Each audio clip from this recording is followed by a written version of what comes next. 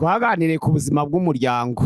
Umugabane wa mbere ni umugambi w'Imana kubaka umuryango. Gahunda y'imibonano mpuzabitsina ku bashakanye ni ukuboneza urubyaro udakoze icyaha. Amadini yigisha ngo kudashaka umuntu apfa ari ikivume, umuntu upfuye atarongoye aba apfuye ari ikivume, n'umukobwa upfuye atarongowe aba ari ikivume. Ni inyigisho z'ibinyoma. Witeka umva gusenga kwanje, utaka kwanje kukugereho, gusenga kwanje gushima imbere yawe kumubavu, no kumanika amaboko yanje kube nk'igitambo cya nimugoroba.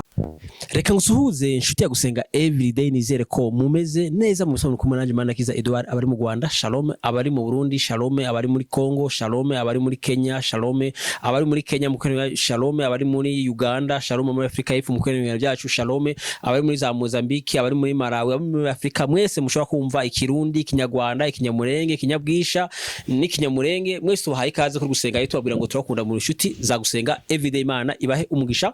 Abari ku mugabane w'Uburayi shalom, turakunda. Ari ku mugabane wa Aziya mukukana ibiganiro byacu, Imana ibahe umugisha. Ari ku mugabane wa Amerika mukukana ibiganiro byacu, ndetse n'abari muri Canada n'abari muri Amerika n'abari muri Canada mukukana ibiganiro byacu, turabasuhuje tubabwira ngo Imana ibahe umugisha. Ari muri Australia mukukana ibiganiro byacu, Imana ibahe umugisha. Nko kumenya kuri kamera za gusenga everyday turi kumwe na pastor aho neza. Amakuru yanyu? Imana iduhana umugisha, turi bazima. Pastor watangira usuhuza abantu nasenga Imana. Turabasuhuza bene data abatugana kuri channel ya gusenga everyday, nawo tudaherukanye bose mudukurikira. Imana iduhana umugisha, murakoze. Mana turagushimiye kubw'urukundo rwawe n'imbabazi. Reka ijambo ryawe ribe n'umwanya mu mitima ya benshi barushaho guhinduka, kandi buri wese nyagasani yibaze kuri uru rugendo rwo kuja mu ijuru twatangiye, yumva hageze, bigiraho bikura abigishwa, bigiraho bibageza, abahindu bakomezwe n'ijambo, n'abatarahinduka bahindurwe naryo, kugira ngo twese tubitorero ryitiriwe izina ryawe, tubyambaje mu izina rya Yesu Kristo, amena. Pasiteri, turi ku nyigisho, uri ku nyigisho z'umuryango, gusenyuka k'umuryango, umuryango ku mpande zine z'isi, yaba akijijwe n'abadakijijwe, gusenyuka k'umuryango. Pasiteri, watangira wibutsa abantu, kuko uyu munsi ari umuntu ashobora kuba atabonye ikiganiro cyatambutse, ariko agize amahirwe akabonye kino kiganiro, wamwibutsa kugira ngo nagira amahirwe azasubira inyuma arebe ikiganiro cyatambutse, wabibuka kunkirizi ukanakomerezaho. Twaganiriye ku buzima bw'umuryango. Umugabane wa mbere ni umugambi w'Imana kubaka umuryango, ariko tuganira ko ubuzima bw'umuryango. Umugabane wa kabiri ariyo atwerekaga gahunda y'imibonano mpuzabitsina ku bashakanye. Noneho ubuzima bw'umuryango, umugabane wa gatatu ariho twavugaga ibintu by'ingenzi abantu bagomba kubahiriza kugira ngo batazatandukana. Ariko hari ingingo ya kane ku buzima bw'umuryango, iyo kuboneza urubyaro. Hakaba ingingo none iheruka, ubuzima bw'ababyeyi n'abana. Nuvuga ingingo ya mbere, ubuzima bw'umuryango, umugabane wa mbere ni umugambi w'Imana kubaka umuryango. Noneho ubuzima bw'umuryango, umugabane wa kabiri ni gahunda y'imibonano mpuzabitsina. Noneho ubuzima bw'umuryango, umugabane wa gatatu ni ukuboneza urubyaro udakoze icyaha. Noneho ubuzima bw'umuryango, umugabane wa kane ni ibintu abantu bagomba kubahiriza kugira ngo baba babi babeza be kuzatana. Ariko noneho ubuzima bw'umuryango, umugabane wa gatanu ni ubuzima bw'ababyeyi n'abana. Ubu rero turi ku mugabane wa mbere, ubuzima bw'umuryango, ku mugambi w'Imana wo kurema no kubaka umuryango. Tugeze ku ngingo ya gatatu y'umugabane wa mbere. Ingingo ya gatatu turiga ku buyobe abantu benshi banyuramo bagiye kurambagiza. Turabanza ubuyobe, ni ingingo ya gatatu. Ingingo ya mbere twarebye umugambi w'Imana kuremera umugabo umugore. Noneho rero ingingo ya kabiri twiga ubwoko bw'ubukwe. Ingingo ya gatatu turareba ubuyobe, inzira z'ubuyobe abantu banyuramo kugira ngo baje kurambagiza, inzira z'ubuyobe. Ingingo ya gatatu y'umugabane wa mbere, nuvuga ngo inzira ya mbere y'ubuyobe iravuga ngo uwo muzashakana ntabwo azakubera nyoko cyangwa ntabwo azakubera so. Be yaho iravuga ngo uwo muzashakana ntabwo akiri umwana wo kurera cyangwa wo kurerwa. se yaho ya gatatu haravuga ngo uwo muzashakana ntari uwo kuza kugukorera ibyakunaniye. Noneho de yaho ruvuga ngo cya kane iravuga ngo ntabwo umugore muzabana cyangwa umugabo muzabana ari ikirangantego. Izi ngizi nzira enye z'ubuyobe abaja kurambagiza cyangwa abarambagizwa banyuriramo, noneho za nzira zikaza kuzana ingaruka mbi mu buzima bwabo batazi ko banyuze mu nzira z'ubuyobe. Ubuyobe rero bwa mbere, uwo muzashakana umugore uzazana nta na rimwe azamera nka nyoko. Abahungu benshi baja kurambagiza bifuza ko abagore babo bamera nka ba nyina, n'abavukana ntibamera kimwe. Ntabwo umugore muzashakana rero nta na rimwe azamera nka nyoko. Iyo ni inzira y'ubuyobe ya mbere. Iyo nzira ya mbere rero irimo uduce tubiri. Hari igihe umusore yibwira ngo azarambagiza umukobwa uzamubera nyina, ariko n'umukobwa akibwira ngo umusore uzamurambagiza ntuzamubera se. Nta na rimwe. Ntabwo umugore uzazana azaba nka nyoko, nta n'ubwo umugabo uzasanga azaba nka so. Umukobwa yigeze ananirwa inzu aragaruka iwabo, ariko nyina aramucaha aramutuka aravuga ati we byagenze bite wagishoshwe we, ni gute wananirwa inzu kandi aho wagiye hatari tuzi ko hatagira ibibazo? Aravuga ati mama vuga buhoro, ntabwo abagabo bose bameze nka data. Uwo mukobwa yaravuze ukuri, uwo mubyeyi nta nararibonye yari afite ry'ubuzima. Uwo mugore kubaza ngo wa mukobwa uri igishoshwe ni iki gikuye mu nzu, umukobwa aramusubiza ariko mama vuga buhoro, ntabwo abagabo bose bameze nka data. Umukobwa yaramusubije ukuri koko. Ntabwo umukobwa azasanga umugabo umeze nka se, nta nubwo umuhungu azarongora umukobwa umeze nka nyina, ntabwo byashoboka.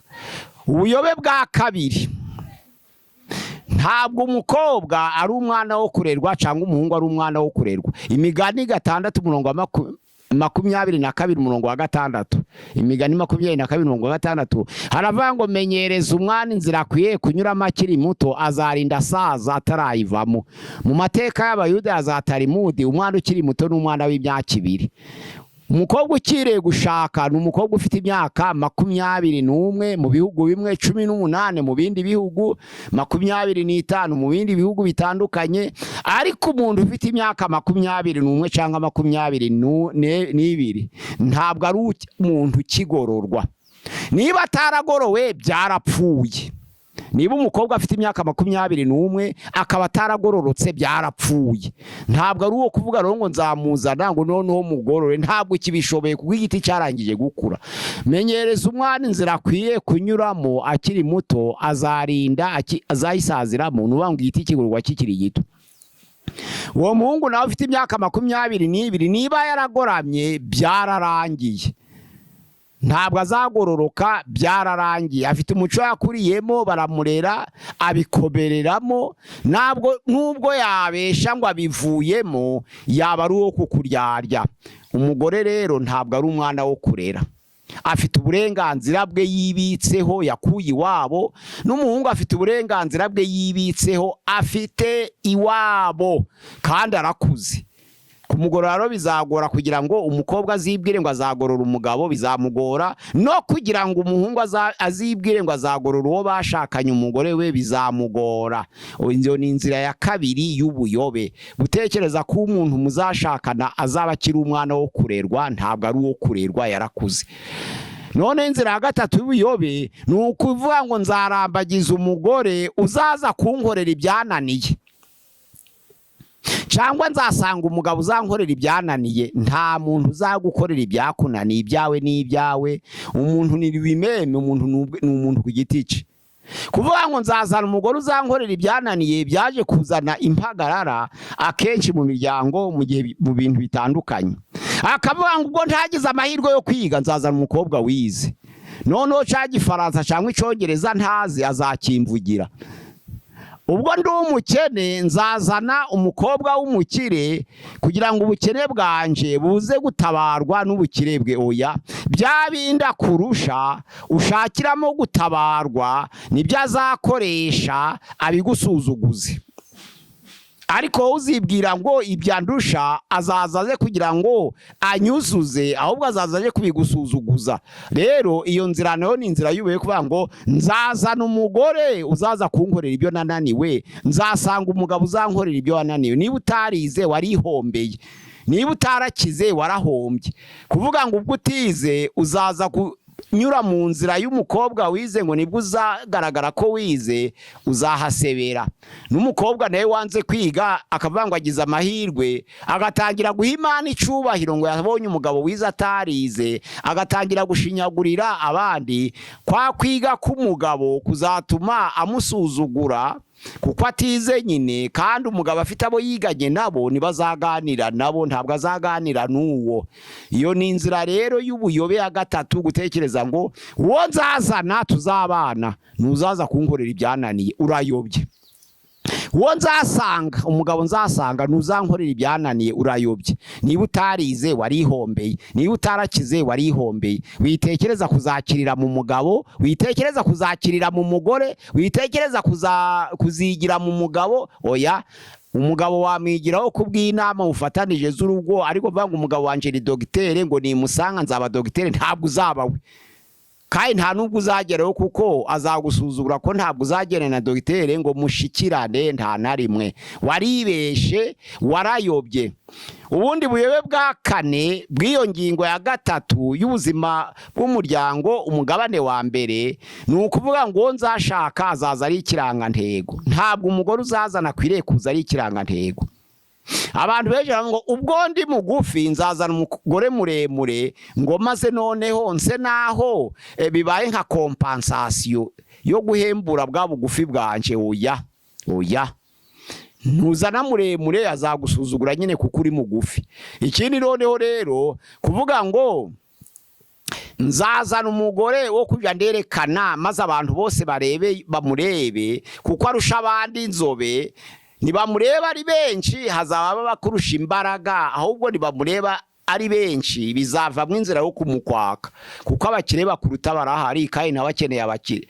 Uwo mukobwa w'inzobe rero wazaniye inzobe, kuvuga ngo aje arahagarara mu bantu, ni inzobe kavukire, ntabwo ari inzobe karemano, inzobe yo kugura nkizi ngizo kwisiga. Oya, ni inzobe umukobwa yavukanye, abantu barayikunda koko, n'abatayigira barayigura, barakaguririza, bakayishakisha. Ariko umukobwa w'inzobe uwo bazavuga ngo nahagarare ngo avuge ngo haleluya mu rusengero, bose bagahindura amaso bakamureba, bazataha bamukwatse, kuko abakire bakuruta arabakeneye kandi barahari benshi, kandi iyo nzobe nayo irakenewe. Urumva wamuzaniye kugira ngo bamugutinyire, biguhesha icubahiro, ariko ahubwo ingaruka baramukwatse, kandi weho nico wamuzaniye. Noneho rero kuvuga ngo nzasanga umugabo ngo uteye ubwoba, ngo maze abantu bantinye, ngo baje baravuga ngo koko ngo umugabo we ngo ateye ubwoba, ngo ni umugabo ngo uhagarara mu bandi ngo yavuga bagatinya. Ye, uzavuga bagatinya nawe ntuzashikirana nawe ko ntazicisha bugufi ngo ase nawe, ubwo nabwo wibeshe. Nuvuga ngo umugore ntabwo ari ikirangantego, umugabo ntabwo ari ikirangantego. Nguvuge ngo muzaniye kuja ndemeza abantu. Umugore wazaniye kwemeza abantu azakwemeza ari wowe, n'umugabo wazaniye kwemeza abandi azakwemeza ari wowe, azagukaranga, uzicuza ico wakoze. Waravugaga ngo nzaja ndamwerekana abantu batangare batinye, waravuze ngo nzaja ndamugaragaza mu bantu bose bahindukire. Uko guhindukira niko kumujana bakamukwaka, kuko abagore benshi bari mu mazu yabo ariko bafite abandi bagabo hanze kandi banganya ubukire. Abagabo benshi bari mu mazu yabo bafite abandi bagore hanze, basa nabo cyangwa batanasa nabo, ariko wenda ni irari ryabo. Ariko ndakumenyesha ko uwo mugore wazaniye ubwiza bwe ngo ujuremeza abantu azakwemeza, azagukaranga, azabana n'abasa nawe, uzamwara. iyo ni inzira ya kane y'ubuyobe. Inzira ya mbere mbibutse ni ugutekereza ko uzazana azakubera nka nyoko cyangwa nka so. Iya kabiri ni ugutekereza ko uwo muzaza bana azaba ari umwana wo kurera ko uzamuhindura uko ushaka. Iya gatatu ni ugutekereza ko ugiye kuzabana n'umuntu uzaza kuwukorera ibyo udashoboye, niba utabishoboye bireke byarakunaniye. Iya kane ni ukuzana umugore w'ikirangantego cyangwa umugabo w'ikirangantego azagukaranga uzicuza icyo wakoze. Ingingo ya kane y'ubuzima bw'umuryango, umugabane wa mbere ni inyigisho mbi duhabwa n'amadini dusengeramo zikaba intandaro yo gusenya imiryango yacu. Bivuga ngo hari inyigisho ziva mu madini kubera ari inyigisho mbi zikazana ingaruka kuri wa muryango, zikawugiraho impact, zikawusenya. Kuwutabaraho si kenshi ariko akenshi zirawusenya. Urugero, ingingo ya mbere y'ubuyobe amadini atanga, baravuga ngo nta kigabo kizabura ikigore cyacu. Yesaya 34:16 ngo nta kigore kizabura ikigabo cyacu cyangwa nta kigabo kizabura ikigore cyacu. N'ubujiji bakibagirwa ko abagabo n'abagore ntabwo bangana ubwinshi. Nubwo bavuga ngo buri mugabo n'umugore, hari abasaguka mu bihugu bitandukanye. Nubwo bavuga ngo buri mugore abona umugabo, hari abazasaguka, kuko ibihugu bitandukanye n'ibihugu byose ntabwo abagore n'abagabo bangana ubwinshi ngo habura abasaguka. Kuvuga rero ngo nta kigabo kibura ikigore ni ukubesha abantu. Kuvuga ngo nta kigore kizabura ikigabo ni ukubesha abantu. Nibatanga n'umwinshi bamwe bazanasaguka. Ubwo rero ni ubuyobe, kuyobesha abantu. Umuntu yatinda kurambagizwa agatangira kubyibazo nk'uko batubwiye ngo nta kigore kizabura ikigabo. Umuntu yatinda kubona umugore nk'uko bavuze ngo nta kigabo kizabura ikigore, barakubesha. Ntabwo abagore n'abagabo bangana ubwinshi. Ikiri noneho rero mu bihugu bitandukanye nta na rimwe byigeze bingana. Ubundi ku isi umunsi wa none kuri miliyari hafi 8 n'igice biri gusatira, bavuga ko abagore bagendera kuri gihe cyose kuri 60%, abagabo kuri 40%. Ubwo bwinshi rero ntabwo byatuma buri mugore agira umugabo na buri mugabo agira umugore. Kandi noneho rero ibiza bihitana abagabo n'abashatse nibyo byinshi. Nizo mpamvu abapfakazi b'abagore ari bo benshi kurusha imfakare z'abagabo. Hari abapfakazi b'abagore babuze abagabo babo, hakaba n'imfakare z'abagabo zabuze abagore babo. Abapfakazi nibo benshi. Kubera iki? Akenshi usanga ibihitana abagabo banashatse ari byo byinshi. Ahangaha rero ni ingingo ya mbere yerekana inyigisho mbi zitangwa n'itorero. Ingingo ya kabiri iva mu nyigisho mbi zitangwa n'amadini, ni ukuvuga ngo abantu bose bagomba kuzashaka. Ntabwo ariko Bibiliya ivuga. Matayo 19:12 haravuga ngo hari abavuka ari ibiremba. None si ibiremba mu bagabo ni biba byinshi kurusha mu bagore, abo ngabo bazajanwa nande? Icya kabiri noneho iyo Matayo 19:12 avuga ngo hari n'abagiye bakonwa n'abantu kubw'ubugome bwabo ku ngoma ya cami. Abantu bitaga ibisumizi n'abantu baga barakonwe, barindaga ibwami ngo barinda umutekano ibwami. Babaga bari inkone. Izo nkone rero zabaga zarakonwe n'abantu, kandi iyo bakonaga abagabo ntibakonaga abagore. Urumva rero icyo gihe abagore babaga babaye benshi kurusha abagabo, kuko za nkone ntabwo zabaga ziteguriwe kurongora, ahubwo zapfaga zityo. Ikindi rero cya gatatu nuko hari abantu benshi aho harahuje, haba mu bagore no mu bagabo. Hari abantu bikonye kubw'impuhwe z'umurimo w'Imana n'ishaka. Abati kugira ngo nkore umurimo w'Imana njewe nzikona, undi ati kugira ngo nkore umurimo w'Imana njewe nzikona. Icyo gihe abagore n'abagabo bakikona, bose bakanga gushaka kugira ngo umugambi n'imbaraga n'ibitekerezo bishingikize ku murimo w'Imana. Barahari, ariko none abagabo bikorye bashobora kutanganya umubare n'abagore bikonye ntibanganye umubare, kuko abahamagarwa mu bagore no mu bagabo wenda igihe cyinshi ntibanganye umubare. Ahangaha rero ni ikinyoma kuvuga ngo abantu bose bazashaka. Ntabwo ari byo, kuko abantu bose ntabwo banateguriye no gushaka. Ingingo ya gatatu y'ubwo buyobe nuko abantu bavuga ngo kuba ingaragu ntabwo ari impano, ya ni impano. Igitabo cya urwandiko rwa Paulo yandikiye Abakorinto rwa mbere igice cya 7:7 tuze ku murongo wa mbere ukageza ku murongo wa 7 herekana ko n'urushako narwo ni impano. Iyo ikintu rero carangije kuja muri kategori mu ruhande rw'impano, ntabwo kiba kikiri ica bose. Izo mpamvu bamwe badashaka abandi ntibashake ariko bose nta kibazo. Abakorinto ba mbere igice cya 7 umurongo wa 32 haravuga ngo ingaragu yiganyira ku by'umwami kugira ngo ibone ko yanezeza umwami, ariko washatse yiganyira kubwo uwo yashakanye nawe kubw'umugore kugira ngo abone ko yamunezeza akabura umwanya. Ico gero niyo mpano yo kuba ingaragu ihari abantu bayubahiriza. Abakorinto ba mbere igice cya 7 umurongo wa 6 n'uwa 7 ni impano. Ikindi noneho rero ijambo ry'Imana avuga ngo nuko buri wese yahamagawe ukwe undukwe, niko Paulo yavuze ngo buri wese yahamagawe ukwe undukwe. Ariko Abakorinto ba mbere igice cyaho ca 9 hari ahavuga ngo umuntu wese utarashatse abantu bakaza bakigisha ngo abantu bakavuga ngo umuntu uzarinda apfa adashatse ngo ni ikivume. Zikaba inyigisho zo kwamamaza. Izo nyigisho ntabwo ari zo kwamamaza umuntu yashaka cyangwa ntashake. Amadini yigisha ngo kudashaka umuntu apfa ari ikivume, umuntu upfuye atarongoye aba apfuye ari ikivume, n'umukobwa upfuye atarongowe aba ari ikivume. Ni inyigisho z'ibinyoma. Abakorinto ba mbere igice cya 7 umurongo wa 38 kugeza ku murongo wa 39 haravuga ngo nuko rero urongora abagize neza ariko utarongora abagize neza kurushaho, ariko bose nta cyaha baba bakoze kubw'umurimo w'Imana, bose nta cyaha bakoze. Warongora nta cyaha ukoze, waba utarongoye nta cyaha ukoze, mwese muri abana b'Imana, mwese mufite ubugingo buhoraho. Ntabwo kurongora icyo kiza n'ubugingo cyangwa kurongorwa ntari cyo kiza n'ubugingo, oya, ahubwo nuguhitamo. Ico gihe rero abantu bavuze ngo umuntu utarongoye apfa ari ikivume, n'utabonye umugabo akasazira ngo abapfuye ari ikivume, ni ikinyoma. N'abana b'Imana bazabona ubugingo buhoraho. Izo ni inyigisho z'ubuyobe zitangwa n'amadini. Ubuyobe bwa mbere butangwa n'amadini uvuga ngo nta kigabo kiburi kigore, nta n'ikigore kiburi kigabo, ni ikinyoma. Ikinyoma cya kabiri ni ukuvuga ngo abantu bose bakwiriye gushaka, ni ikinyoma ko ntabwo babiteguriwe bose. Ikinyoma cya gatatu ni ukuvuga ngo nta mpano yo kuba ingaragu ibaho, Bibiliya yabyemera. Noneho ubuyobe bwa kane ni ukuvuga ngo iyo umuntu apfuye adashatse ngo abapfuye ari ikivume, ntabwo ari ikivume. Izo ni inyigisho zitangwa n'amadini. Noneho turaja ku ngingo ya 5 yerekana ubuzima bw'umuryango, umugabane wa mbere. Iratwereka imvugo y'urukundo mu muryango. Ese imvugo y'urukundo igizwe n'ingingo zingahe? Ni ingingo 5.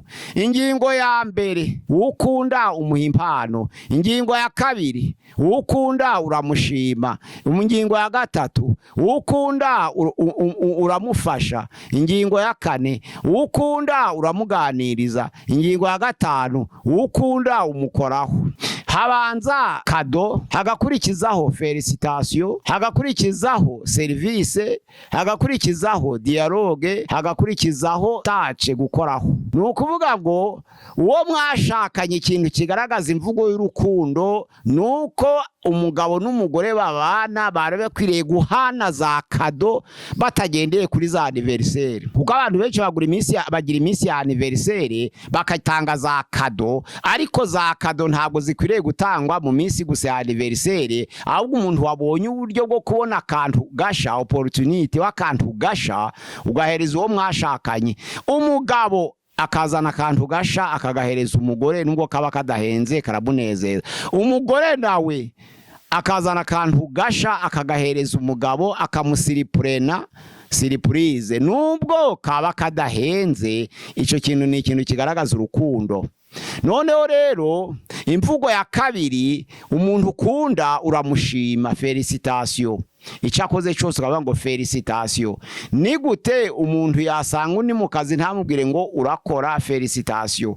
Ubwo ni ukuvuga ngo iyo udashima umuntu, niba umugore yateguye ibyo kurya mubwire ngo urakoze, niba umugabo yatanze ratio mubwire ngo urakoze, niba umugabo yaguze umwenda mubwire ngo urakoze, niba umugore yakoze service nziza mu nzu mubwire ngo urakoze. Ubwo kubwira umugore ngo urakoze byitwa felicitation, bikomeza urukundo hagati y'abashakanye. Mubwire ngo urakoze, mubwire ngo urakoze. Ariko noneho rero hari ikituruka mu miryango barerewemo, hakaba imiryango imwe batazi kubwira abagore ngo murakoze, hakaba n'imiryango indi abagore batazi kubwira abagabo ngo murakoze. Iyo miryango nayo ibaho.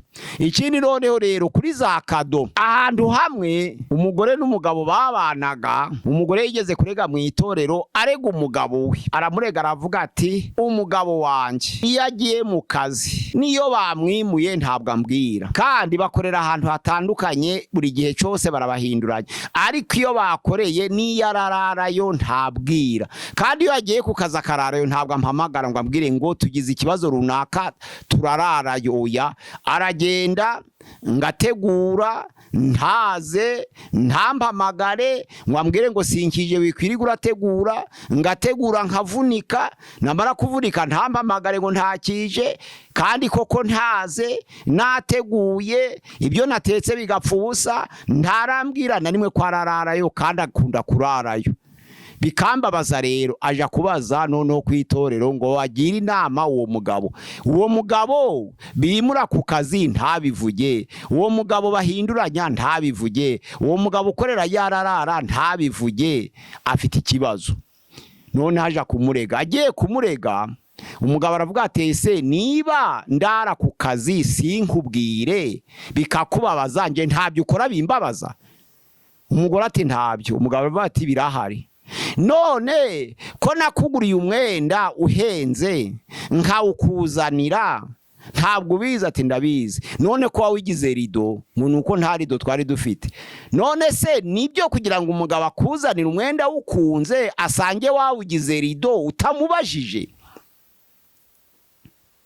Icya kabiri, nahuye n'umuntu ufite inkweto mbona ari nziza kandi nzigereranije mbona ziragukwiye, narazizanye urazipima ntizagukwiye, zarankwiye.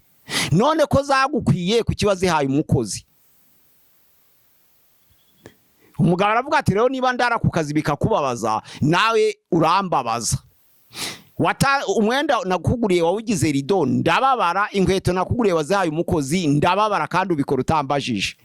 Ubwo rubura gica rero, ariko basanga abantu bose ari mu mafuti.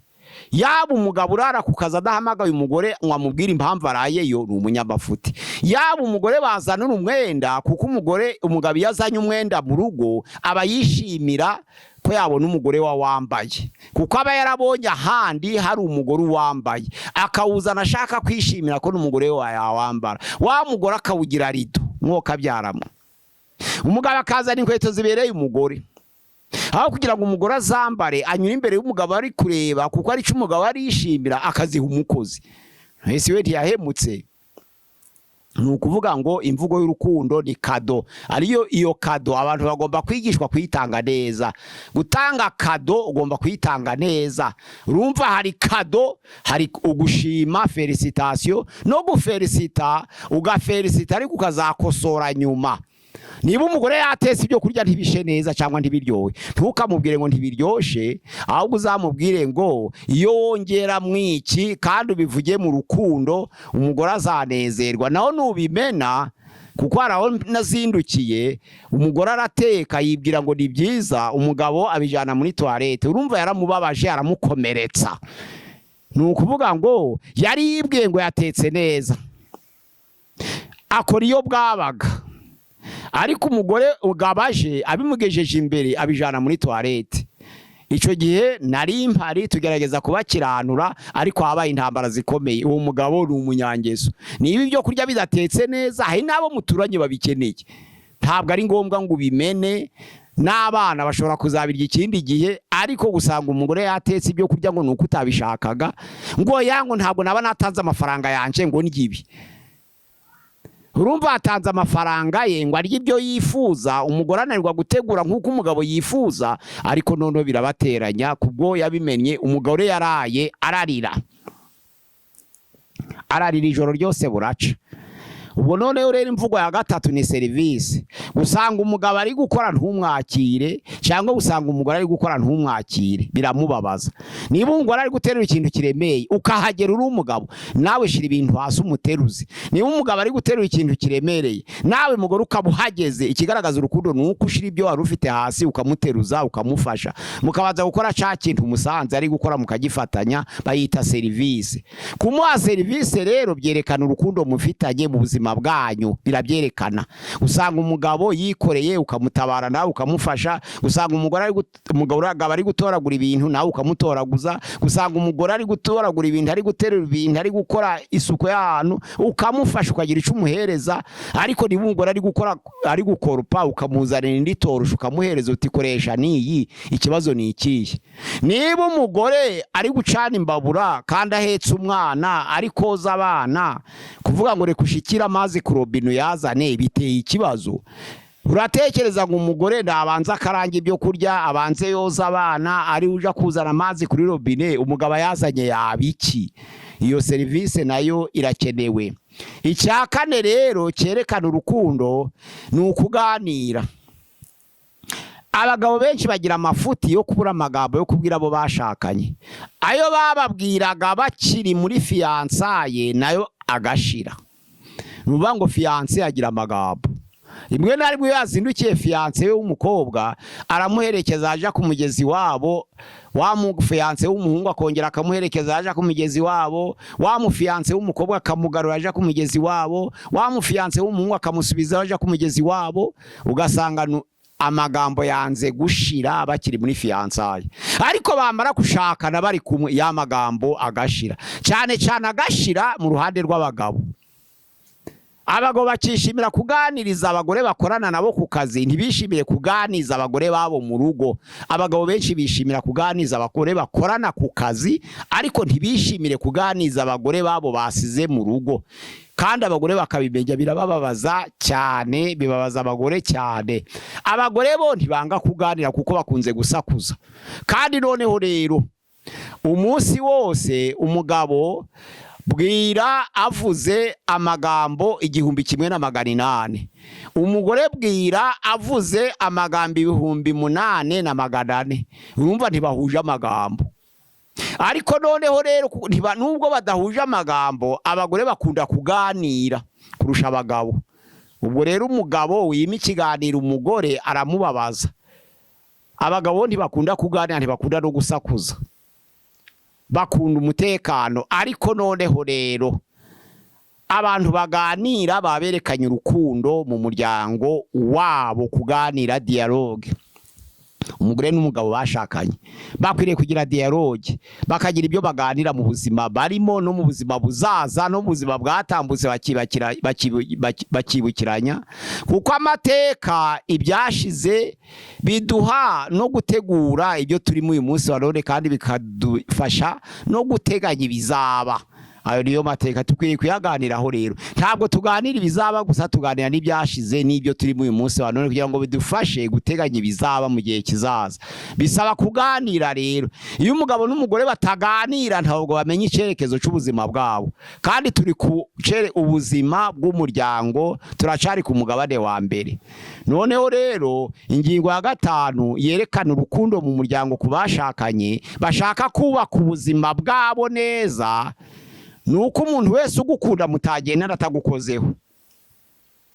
Ibyo bita tace, gukoraho, tushe, gukoraho. Ntabwo umugabo mwashakanye iyo agukunda yava ku kazi ngo yicara atari yagukoraho. Ntabwo umugore mwashakanye iyo agukunda yava ku kazi ngo yicara atagukozeho. Yakora ku rutugu, yakora ku musatsi, yakora mu mugongo, ahara akora hose, ariko ikimenyetso cy'urukundo hagati y'abashakanye no gukoraho birimo. Umugore agakora ku mugabo, umugabo agakora ku mugore. Aho wakora hose ni uburenganzira bwawe. Umugabo niba atashe ugakora aho ushaka, umugore niba atashe ugakora aho ushaka. Ntabwo ari ikiba ku bashakanye, ni umugisha, ntabwo ari ikibazo. Ariko noneho rero abatabyishimira cyangwa bamwe bakabikunda abandi ntibabikunde. Ariko umugabo ukunda umugore ntibwakwira atamukozeho. bari kumwe. Umugore ukunda umugabo ntabwo bwakwira atamukozeho bari kumwe. Ni ukuvuga ngo ingingo ya mbere y'urukundo ni kado, tukazitegura neza. Ingingo ya kabiri y'urukundo ni felicitation, gushima. Ingingo ya gatatu y'urukundo ni service, gukorera. Ingingo ya kane y'urukundo ni dialogue, kuvugana ku bashakanye. Ingingo ya gatanu y'urukundo ni tushe, kumukoraho aho wakora hose. Ari umugore biramunezeza, ari n'umugabo biramunezeza, ariko araho bitanezeza bitewe n'iyo yiriwe. Wenda hari abamukozeho benshi, kumukoraho kwawe ntibyagira icyo bimubwira, ariko iyo nta bandi bamukozeho ukamukoraho uri wenyine biramunezeza. Imana yacu idufashe twumve noneho iyo ngingo ya gatanu y'ubuzima bw'umuryango, umugabane wa mbere. Ni ikigaragaza urukundo mu bashakanye mu miryango babarizwamo. Imana idufashe kandi idukomeze kugira ngo tuzirikane ibyo bintu. Ingingo ya mbere rero ni umugambi w'Imana kure mu muryango. None ingingo ya kabiri ni ubwoko bw'ukwe. Iya gatatu ni ubuyobe abantu banyuzemo baja kurambagiza cyangwa barambagizwa. Ingingo ya kane ni inyigisho mbi ziva mu madini, zigisha ibitari byo, zikayobya abantu, zigatanya abantu. Ingingo ya gatanu ni imvugo y'urukundo ku bashakanye. Naho ubutaha murakoze, Imana iduhana umugisha. Murakoze cyane gahunda ubutaha. Shalom shalom. Shalom. Witeka umva gusenga kwanje, gutaka kwanje kukugereho, gusenga kwanje gushimwa imbere